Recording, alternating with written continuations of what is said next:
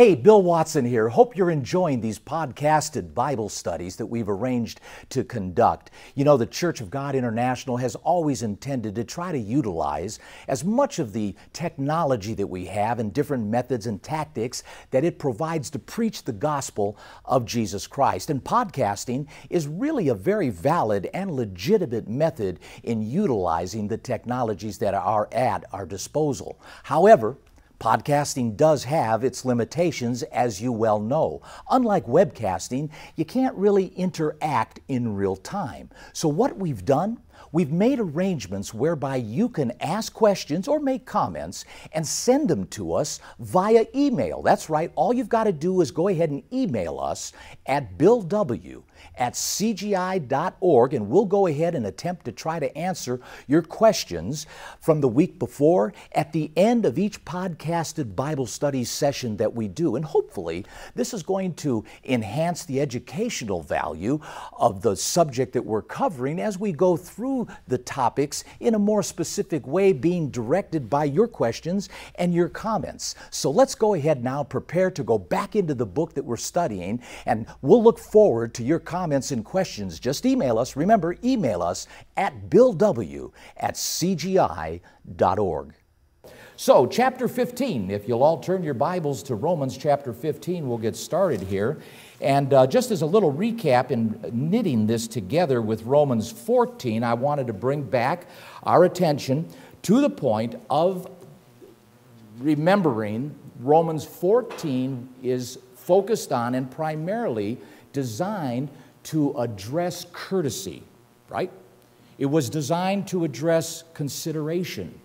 It was designed to bring to your attention the fact that even in some cases, though you may be comfortable with something in your Christian walk, if you're indeed with somebody that may not share that comfort level, even though it's okay to do, even though it's all right to do, the Apostle Paul makes it very clear in Romans 14 that if you might offend that individual or cause that individual hurt or pain or confusion, then his recommendation was it not, to go ahead and forego that. Sacrifice yourself for a minute or for that event or whatever it may be in terms of what is necessary to provide peace with that individual and the companionship for that particular time.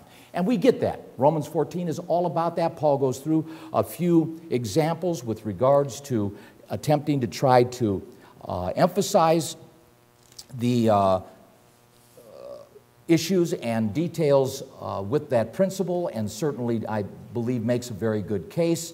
As he wraps it up here in verse 22, he says, "Have you faith?" This is Romans 14:22. "Have it toward yourself before God. Happy is he that condemns not himself in that thing which he allows." And I felt that was a very profound statement, because it's very important you don't condemn yourself in the things that you allow in your Christian life. And that goes to this point that Paul's been talking about in Romans 14 throughout the whole course of that chapter, of even though it may be okay to do, whatever that item might be, you feel you're able to do, if it offends your brother, that allowance could be then spoken evil of. Don't do that. Paul says avoid those kinds of situations with regards to your own reputation and yourself. Verse 23, he goes on and he closes out the chapter 14, verse 23, stating this: "He that doubts is damned if he eats, because he eats not of faith. For whatsoever is not of faith is sin." And that says it all, brethren. We cannot force our degree of faith, our degree of conversion, our degree of familiarity and comfort with God's truth on somebody else. We need to allow people within the congregations that we attend, or with friends and relatives that we intermix with, to allow God to have their own time, to work with them, taking advantage and opportunity, as opportunity may come to you, to share some truth, if those opportunities allow for it, but certainly not being pushy, not being overburdening, overwhelming, almost you could say radical or militant, about your faith, don't do that. Because what will often happen, you'll alienate people. You will close the door. And if you close the door on somebody that you're trying to perhaps make some progress with in introducing some of God's truth to, you'll lose them. And then you won't be able to have any opportunity to make any headway with them. So do take a more sensitive approach. That's what Paul is mentioning, considering the fact of others and their limitations and degree of conversion and or awareness of what you might be familiar with, but they are not necessarily familiar with.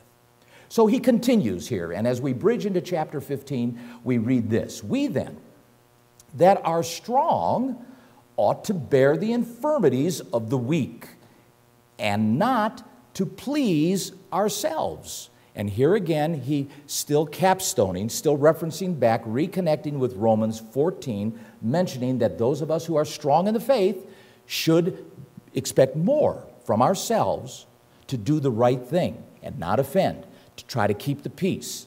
It reminds me of a scripture. I'd like to kind of tie this in as a reference over here in the book of Galatians, chapter 6. This is an interesting point that I think it bears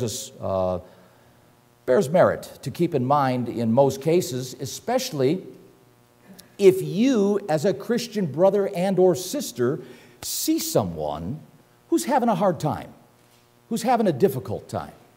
Here in chapter 6, book of Galatians, verse 1, brethren, if a man be overtaken in a fault, you which are spiritual, restore such a one in the spirit of meekness, considering yourself, lest you also be tempted. So here you come up on somebody that's got a problem, you hit him and you say, you know what, what's the matter with you? I mean, I could do this, you can do this. And you really hammer him in your self-righteous approach in trying to correct him? No, that's not the way to do it. What Paul is saying is be more reasonable, be more sensitive about this. Understand that you too have your own weaknesses, your own Achilles heels. And so as a result, be cautious. Go in meekness and do the best you can to try to bring the attention of this individual's weakness and or problem to their attention so that they can attempt to at least try to bear up on it, kick back against it, and maybe even make some progress to overcome it through the encouragement and or direction or redirection that you might have opportunity to offer, because that isn't your battle. So you're not emotionally tied to it. And consequently, because he or she is, it's more difficult because it really is whatever it may be, an addiction of some sort. And I'm not necessarily just saying whether it be alcohol or drugs. I'm saying any kind of addiction. Whatever it may be that's causing them problems in their life, you, because you're not emotionally tied to it, might be able to offer better advice, more balanced advice. And as a result, they can identify with that and make some progress in overcoming that.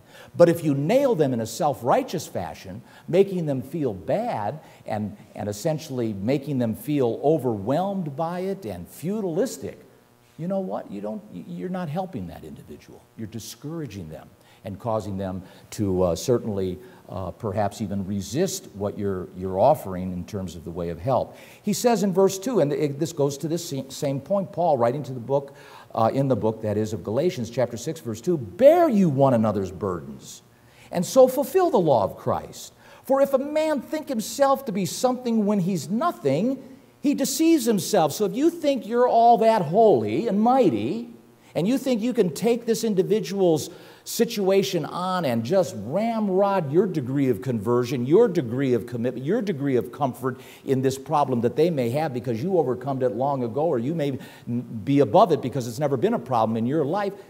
Paul is saying, don't do that. Don't think that. You've got to put yourself, it's the old adage, put yourself in another guy, in their shoes. Remember that old adage? You put yourself in their shoes. It's called the process of empathy. That's what it's all about. Being empathetic, understanding, knowing that, you know what, that individual did it. I don't understand how they can do that. I mean, it's beyond me. I can't, for the life of me, think of how they could embrace something like that. But, you know what? I think I might be able to help them. I think I might be able to help them. So if indeed you have opportunity to do that, and that individual might reach out to you, Paul is saying, do it humbly, do it meekly, because guess what? You're not perfect either. And that's the point that he's trying to say here. So do it, but do it gently, do it sensitively, do it in a hopeful fashion that you can incur progress in that individual's life through their, hopefully, using some of the things that you might say as stepping stones for them to get out of the muck and quagmire that their life has become. He goes on, he says, verse 3, for if a man think himself to be something when he's nothing, he deceives himself, but let every man prove his own work, and then shall he have rejoicing in himself alone, not in another, for every man shall bear his own burden. And that's true. So again, Paul's coming back to this point. Don't think you're so righteous, holy, and mighty. He goes on here and continues, let him that is taught in the word communicate unto him that teaches in all good things. Be not deceived, God's not mocked, for whatsoever a man sows, that shall he also reap. For if he that sows his flesh shall of the flesh reap corruption, but he that sows to the Spirit shall of the Spirit reap life everlasting. And let us not be weary in well-doing, for in due season we shall reap, if we faint not. I've come across people, brethren, that have gotten weary in well-doing in some cases. They think, what's the use? Well, that guy is lost. He's a loser. He's not only such a loser, he's a jerk. I can't talk to the guy, and people write it off. No, what Paul is saying is, look, don't become weary in well-doing. Challenge yourself. Don't write people off. Don't say that there's no hope for them. Do the best you can to try to find a means by which. And that's why I'm mentioning the fact and emphasizing this key point that Paul is attempting to try to let us all know is don't alienate people. Do the best you can to keep the door open so that you can continue the communications. Because even though today's communication may not be, or today's memos may not be able to meet and or reach them, maybe tomorrow's memos will. Maybe tomorrow's communications will. So don't be impatient. Take your time, a little bit, baby steps, if need be. But the point of it is, and here's what we need to resolve ourselves to. I've learned this over the years. The approach is, how can I help that person? Not how can I write that person off, or not and turn your back at them and walk away. No. How can I help the person? We have a motto in CGI's ministry. In our MAP programs, we attempt to try to advance that approach in ministry. But guess what? It is our ministry. As Christians, how can we help that person? Underscores, or at least it should, underscore our approach in not most cases, not in some cases, all cases. That's the challenge.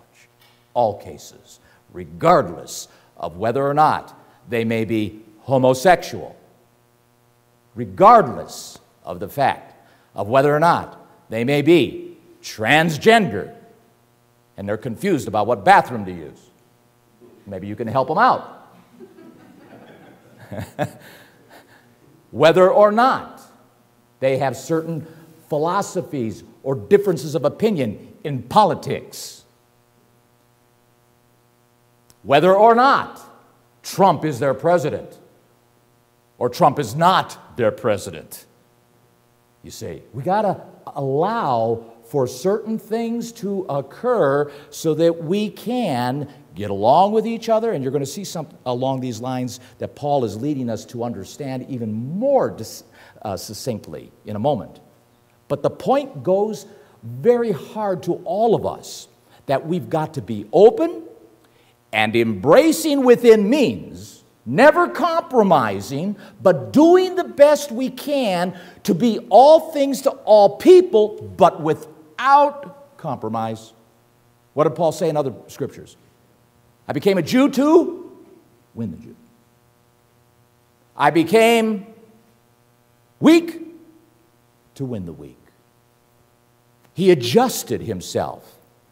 Now, he didn't say he was going to go and try and save all the guys in strip joints and go there and try to preach, and he'll just go there. I mean, that's not what he's saying. He's saying all within the laws of God, of course. He's got his line in the sand that he's going to draw. But the fact of it is, and it remains very well put by Paul, that we've got to be very understanding and sensitive to the needs of other people if indeed we are going to help them. Verse 10, as we have therefore opportunity, let us do good unto all men, look at this, especially unto them who are of the household of faith, especially those in the church. Why? Why would Paul emphasize that and section that out? Do you know why? Because we, of all people, should have the intent of improving ourselves. So therefore, we, of all people, should be open to advice, correction, instruction, help in all things. So therefore, Paul is saying those of us in the church should have extra patience with those of us in the church, the household of faith, and do the best you can, brethren, to look out for each other, to look out for each other, to do the best we can to be there for each other. Not to be there so that I can kick him down, not to be there so that I can pump myself up and say, well, I'm better than old Anson here, you know. I'm picking on you. But you know what I'm saying? That's not the point. We're family. The church is family, wherever it may be. And being that we're on the internet, it's more appropriate to even say this. Outside of these walls in Medina, out throughout the globe, when you go to the Feast of Tabernacles, you meet people from all over, in some cases, the world. And we are of the household of faith. And Paul says, especially those of the household of faith, be patient with them. Because guess what? We're all in process. We're all changing. And admittedly, some of us have achieved certain degrees in collecting our thoughts to Christ, in progressing our behaviors in certain areas, comparatively speaking, that are better than what we were, and that's okay. But you're not the standard. We together need to help each other come to a closer relationship with Christ. With Christ, you see. And it's incumbent on all of us to help each other along. How do we do that? By being patient with each other. Helpful. How can I help? How can I help? We've got new people among us, freshly baptized. We got people that sometimes come in visiting us, don't have a clue. They came by invitation of somebody else and have absolutely no clue of what we even may stand for, other than the fact that his buddy or girlfriend or whatever said, you know what, I wish you would come to my church. I think you'll find it interesting. Oh, okay. And they come thinking they're going to find it interesting. Whatever that means. Never knowing what interesting might mean in detail. We have people that come in and among us who are here only because they understand the Sabbath. They just understand that, you know what, it's time for me to start meeting and going to church on Saturday instead of Sunday. They come in among us, and all of a sudden we level them with clean and unclean meats, the holy days. There's no Christmas, there's no Easter. And the person walks out of here after services with his head spinning saying, wow. I'm out of here. I ain't coming back there. I didn't know that we weren't supposed to keep Christmas too. I can't do that. What about the children? See, they're not even prepared. They're not even prepared to even think in some of these other areas. What do you mean I can't eat pork? Well, lobster? You're expecting me to give up lobster? And they're not prepared for it. So it's incumbent on us to be patient, sensitive. How can I help this person? Ask questions, probing questions. Get to know before you begin to really level down. Develop, it's called a relationship, so that you can understand then how to better communicate. Okay, well, let's get back.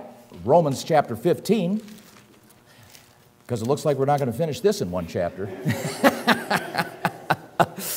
But that's the way it goes.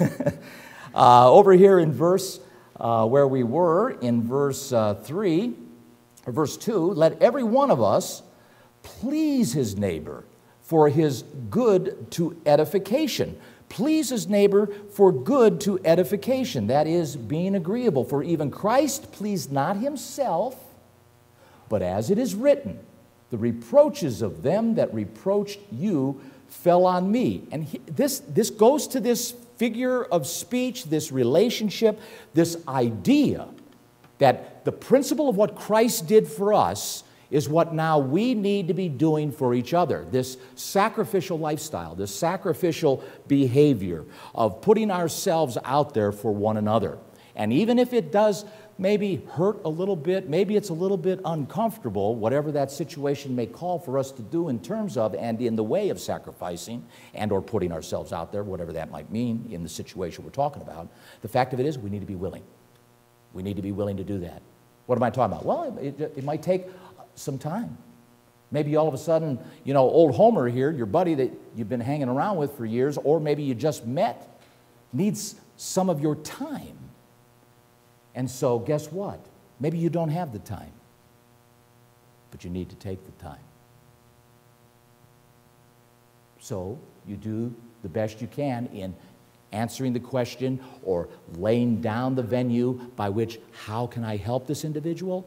I'm going to carve off Tuesday night for them. I'm going to carve off Sunday afternoon for them, whatever it may be, and give them some time and have opportunity to maybe let them, whatever they need to do, spout off, get something off their chest, and or maybe look for some advice and counsel from you because they know you, they've got a good relationship with you, they're comfortable with you, so they can be themselves with you in hopes to maybe get some insight on what they're dealing with.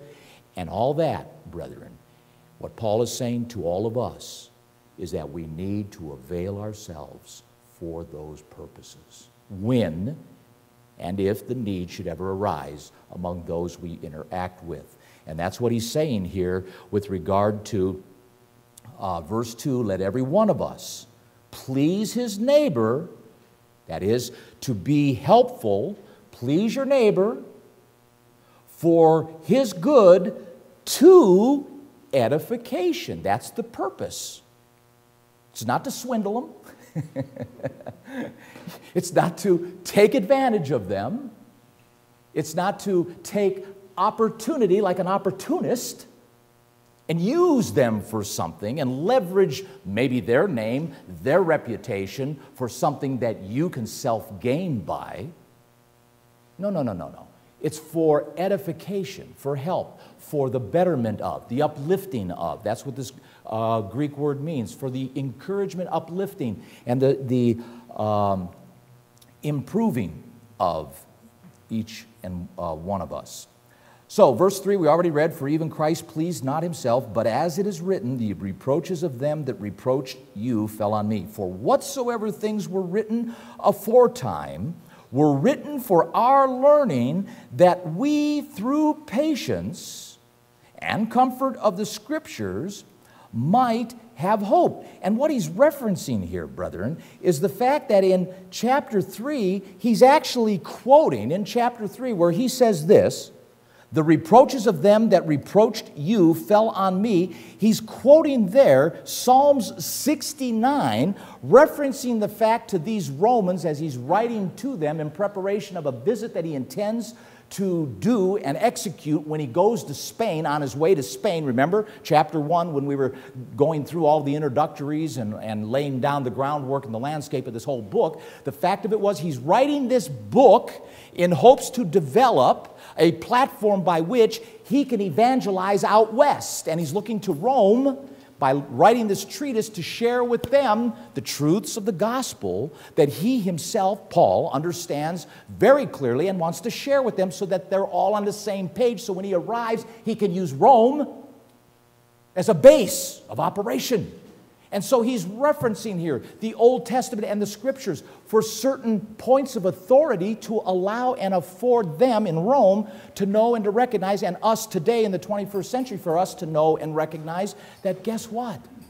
The Old Testament has a lot to offer, and that was the Scriptures. And consequently, those were the words from God that gives me, Paul in this case, the leverage to speak with this authority to this point, to be selfless and so forth and so on. And it's nothing new. Paul is quoting Psalm 69 verse 9 to illustrate to us that in those scriptures, which happens to be the only scriptures available at the time in the early New Testament church, because the New Testament wasn't written yet. So the scriptures that Paul's referencing are the Old Testament. And he's showing very clearly the Old Testament does indeed have the information that he's talking about here and actually gives authority to be this way. In verse 5, he continues, "Now the God of patience and consolation grant you to be like-minded one toward another, according to Christ," or after Christ's example would be another way to interpret this in the Greek. What Paul is pointing to here is Christ again as the model. He says, "Now the God of patience and consolation grant you to be like-minded one toward another according to Christ Jesus." Why? He answers the question. "That you may, with one mind, one mouth, glorify God, even the Father of our Lord Jesus Christ." And what he's talking about is we, that is all of us Christians, no matter what congregation we may be in, whether it's Medina, whether it's over in Texarkana, whether it's down in Largo, Florida, whether it's anywhere in the world, in London, England, wherever it may be, in the Philippines or even Australia, the fact of it is we should all be on a similar same page toward our approach toward this stuff. And what stuff am I talking about? I'm talking about being patient and sensitive toward other people who do not share the same degree of comfort with God's truth that you share, and or which, if you see someone with a problem, have the wherewithal and patience to be able to address that individual with patience, sensitivity, and empathy to help them. Now that's a big card. That's a big expectation that Paul's putting on all of us as Christians. Yet, nevertheless, when you put it in perspective of what Jesus Christ did for us, you can't help but to tumble back to Romans chapter 12 and in verse 1, where he said what? Paul. What did Paul say? He said, you know, it's our reasonable service, considering what Jesus did for us. It's the least we can do, considering what Jesus did for us. And as much as it sounds overwhelming to do, and it only sounds that way because human nature is contrarian to this. That's why it sounds overwhelming. Because for some of us, and depending on how long we've been walking with the Lord and applying this stuff, because guess what? Years with walking with Jesus do not necessarily mean you've made progress.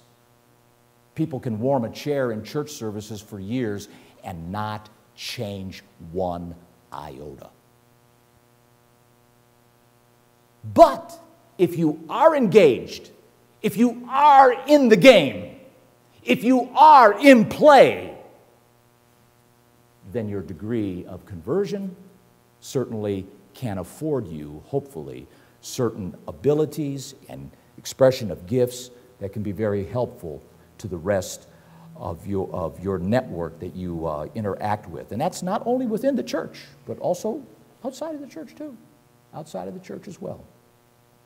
So we go on here, and he says, let me go back here too, just for a moment, and digress to Ephesians chapter 4 for a moment, because this goes back to this being on one page and helping each other to better understand the degree of conversion we all need to be at. As pointed out in Ephesians 4, verse 1, Paul, writing to the church in Ephesus, along the same lines of what he's alluding to here in Romans 15, states this: I, therefore, the prisoner of the Lord, beseech you that you walk worthy of the vocation wherewith you are called, with all lowliness and meekness. This is the worthiness. Walk worthy of the vocation. That is this way of life. This lifestyle is what he's talking about. Wherewith you are called, verse 2 now, chapter 4, book of Ephesus, Ephesians here, with all lowliness and meekness, with long suffering, forbearing one another. Paul's appealing to the fact that we endure. That's what that word means. You endure with each other, because frankly, in some cases, there are people that perhaps weigh on your nerves. There are people from time to time that, you know what, really make it hard to get along with. And frankly, because of certain attitudes, approaches, demeanors, the way they are, can't get close to them. Seems like sometimes, more I try, I take 2 steps back because these people have such walls around them. They're not perhaps themselves comfortable in their own skin, so they have certain, what we call in the circles of psychology, defenses, of which keeps people at bay.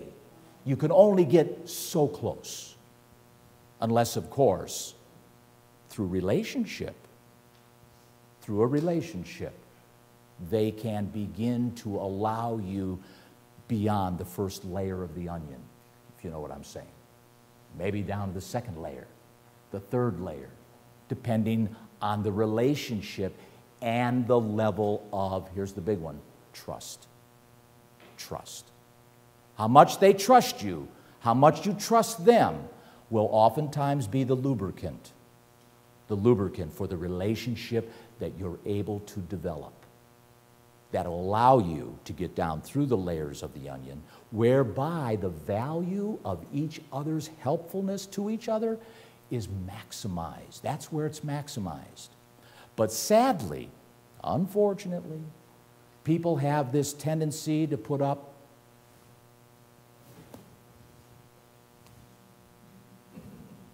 facades. They want you to think there's something they're not, or they want you to perhaps consider certain things about them that are adequate, good enough for you, because guess what? I don't want you getting to know me any closer than you are. And even though you may want to make better progress, they don't want you to, you won't be allowed to, until you have a better relationship with them or more trust with them that comes through a relationship. Guess what? There's no shortcut to that. It takes time, experience, sharing things and or events, trips, but overall time with each other to learn these kinds of things with each other. Paul is saying this is what we need to keep in mind, though, that helps all of this work.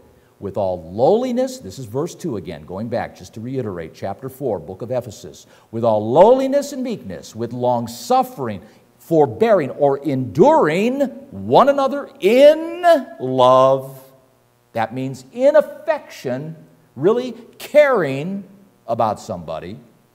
Endeavoring, that's my intent. I'm endeavoring. I'm doing this because, no, I don't want to rip you off. No, I don't want to line my pockets with silver and gold.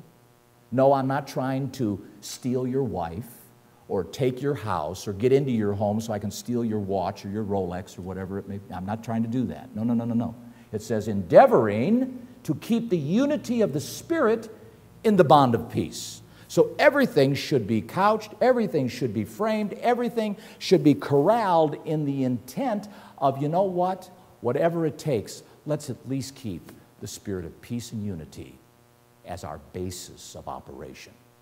And in our discussion, we talk to that end. We talk to that effect. We talk to that endeavor, hoping that that will be what we accomplish in our objectives with whatever we're attempting to address with each other. So Paul is very clear on this, and as a result is also very clear on the fact that the key to achieving this is through empathy, enduring long-suffering one another, and keeping communications and lines of communication open through lowliness and meekness, knowing full well that you aren't perfect. There's no reason, brethren, that we should be self-righteous about something. That, well, I could never think of me doing that. Why, I can't understand how anybody could believe that or do that. Why, how can they be confused about this or confused about that? Well, guess what? You're not them. You're not them. So guess what? Back off on the judgment and come forward on the empathy and learn to engage, to discuss in openness and trust what might be your problem so that you can help that person. That's what Paul's saying. That's what Paul is saying here. It's all about, how can I help that person? And so he goes on here in verse 7 and says, wherefore receive you one another, as Christ also receives us to the glory of God. Wow. That's a big order. Don't just read over that one. That's a big one. Notice that one again. Verse 7. Therefore, or wherefore, receive you each other, accept each other, as Christ also accepts us to the glory of God. What am I thinking of when I read this? What I'm thinking of is where Bill Watson was in 1968 and 69. Now, I'm not going to bore you with the details, but I hearken back to your lives. Where were you when you were being called? What was your life like? And the fact that Jesus accepted you that way, that He actually had the patience to reach out to you when you were that way and say, I'm going to work with this guy. I'm going to work with this girl. Wow. And what Paul is saying is when that person walks in, whoever they may be, or whoever they may be, and they're here 10 years, they're here 15 years, he's saying, Paul is, he's still saying, look, accept them as Jesus accepted you. I've got a little saying for what it's worth. It'll get you a cup of coffee and a donut. But the fact of it is, never forget your beginnings. And hopefully that'll help insulate yourself from self-righteousness and being judgmental of other people. Remember your beginnings, brethren. Remember your beginnings. Never forget your beginnings, where you were when God called you. And hopefully, in looking out at others, will enhance your own ability to be more empathetic on others as they come through the degrees of change that you have come through over the years of God working with you. We've got to be so understanding in this day and age. Why do I say that? Because if you haven't noticed, the world is getting really, really bad. Very confused. And it has rubbed up on God's church. There are young people, in some cases, children of parents in God's church, who are confused of their gender. You would think, how in the world could that happen? The parents are converted. Why, I would never allow my kid to be confused about their gender. Well, guess what? It happens. And you're not those parents, and you don't know what they went through with their children or their teenager at their public school and the classes that they're influencing them with from the time they were in kindergarten, first grade, and second grade, telling them that they have the right to question this, or the fact of someone addicted on alcohol or drugs. And you can't understand, why in the world am I here visiting you again in the hospital for the 16th time? Can't you learn you shouldn't be shooting yourself up with heroin? And they're a church member. Or they're a kid from a family who's in the church. Brethren, we've got to be there for each other. The times are upon us to stop the judging and start the empathy toward humankind, be they in the church, but Paul said, all the more if they're in the church, but also outside your workplace, outside in your colleges, outside in your high schools, outside in your barfly friends, outside wherever they may be found. It's important, brethren, that we understand. Here's the point, that you're the light of the world. There's the point. You have a responsibility to keep that light lit. And you know how you keep the light lit? You know what the light represents? The light represents knowledge. The light represents information. You contain, as recipients of God's Holy Spirit, the logic by which you can bring a settling effect to an individual who's struggling with their self in a whole myriad of kinds of problems and difficulties. And you can imagine it just like I can, of all the varieties of things people struggle with today in their lives. Depression, worry, anxiety, panic attacks over claustrophobia, all kinds of things, all kinds of different types of phobias that we suffer from due to the exposure of the stresses and pressures that we face in our life today. But he goes on, Paul does, and says something in verse 8 that gives us again another insight, another nuance, golden nugget of why Jesus came to earth.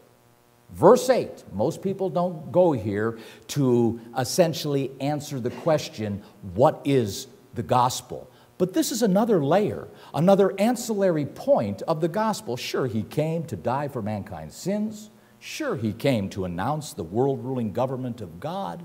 Yes, he came to reveal the Father. Christ came not just for one reason.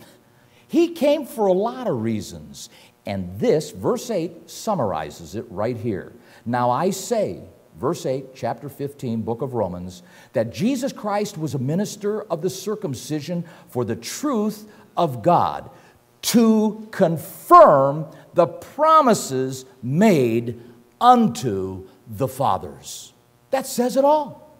He came to confirm the fact that you as a human being have access to spirit life, that you have access to become changed from flesh and blood to something that Jesus told Nicodemus was spirit, whatever that is. Jesus likened it to the wind. We could probably liken it to electricity today.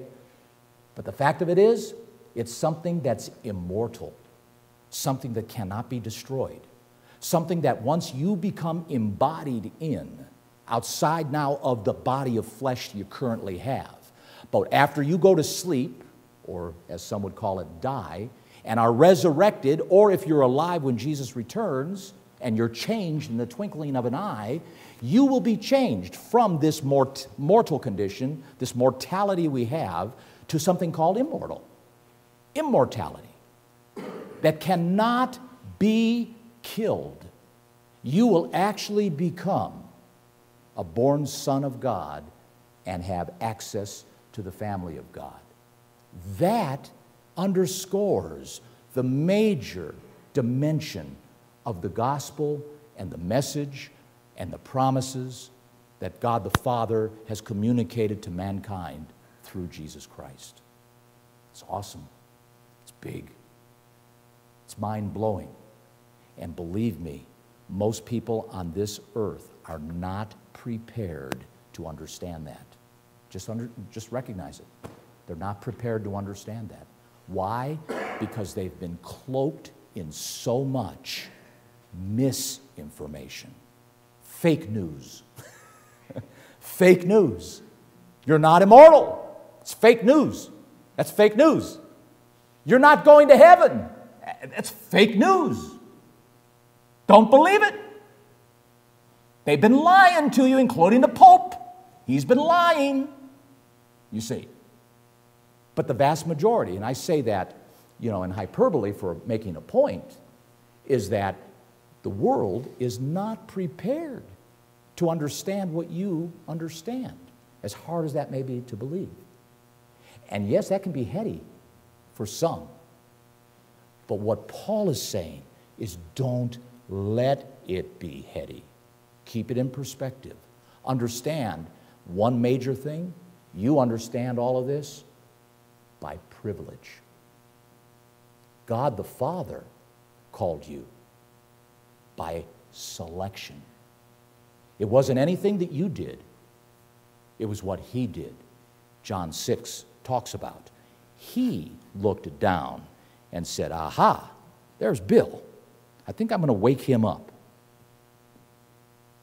And maybe in some of our cases we could say, I got slapped a few times before I finally woke up. I heard the phone ringing before I answered it a few times before because I didn't want to answer it. I didn't feel like I should answer it because I didn't want to answer it. I was afraid to answer it. And maybe some of us in our own testimonies could also concede the fact that, if I look back on my life and really get serious about it, I could probably admit to God maybe calling me before I finally recognized my calling. But it just goes to show you God's patience, His own determination and perseverance to get you to wake up. He's got a big investment in all of us, brethren.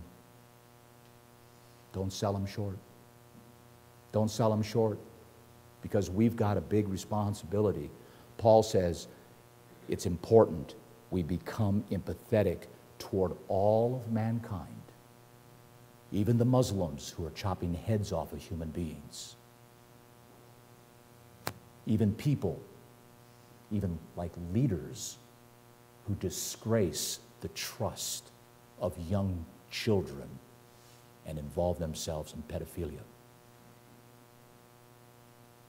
Liars, thieves, robbers. You and me are going to be tasked in the millennium to retrain all these people. I'm not kidding.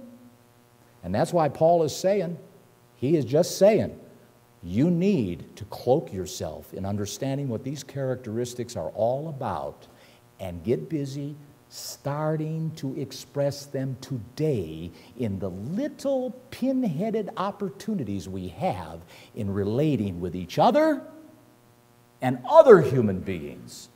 Because the day could come when all of a sudden he says, Dave, I want you to go over to Saudi and I want you to set up a city and train those people. Put your team together. And you, and you, and you, go with Dave. You guys go over there and rebuild that area. Huh? But, well, here's the information. You've been reading it, right? You've been reading it. You're familiar with it, right? Here's the document. Here's the instructions. Go. I'm not making this up. I'm not making it up. This is our calling. This is your calling. It's our calling. And the Apostle Paul is very emphatic about the demeanor by which we approach this particular calling and taking it to the steps that we need to take it in order to glorify God in His kingdom and family. Verse 9, he goes on, he says, and that the Gentiles might glorify God for His mercy, as it is written. And then he proceeds to quote here Psalms 18. And actually, he goes down through here through verse 12, quoting over and over and over the Old Testament. He's preaching from the Old Testament, verses 9 through 12, because the New Testament did not exist, proving the validity, importance of the Old Testament. Anybody, brethren, who tells you the Old Testament has no relativity in today's 21st century to the New Testament Christian does not know what they're talking about. As a matter of fact, Wayne had mentioned a very profound statement one time on web chat while we were just talking, because web chats are unscripted, and he just kind of came up with this off the top of his head. I find it very unique when he said, not once did any of the apostles quote the New Testament in the New Testament. And that just kind of hit me, you know. Yeah, that's right. I never thought about that. Nobody ever quoted the New Testament because the New Testament didn't exist. So nobody in the New Testament quoted the New Testament. But nevertheless, just a point in passing. But here, as pointed out, Paul says very clearly here throughout the Old Testament, using Old Testament scriptures. He goes on down here, Psalms 18:49, Deuteronomy 32, Psalms 117, Isaiah chapter 11, over and over down through verses 9 through about 12, presenting to us a lesson of which we will cover in part 2 of chapter 15 because time has run out on me. So what we'll do is we'll go ahead and resume this particular study first chance we get, as we will do. And for those of you, again, on the internet, we will be hopefully making the whole study of the book of Romans via podcasting here available to all of you very shortly. So you can look forward to some of that information becoming public maybe in the next week or so. So with that, we'll just go ahead and cut this off and pick up on part 2 of chapter 15 at another date.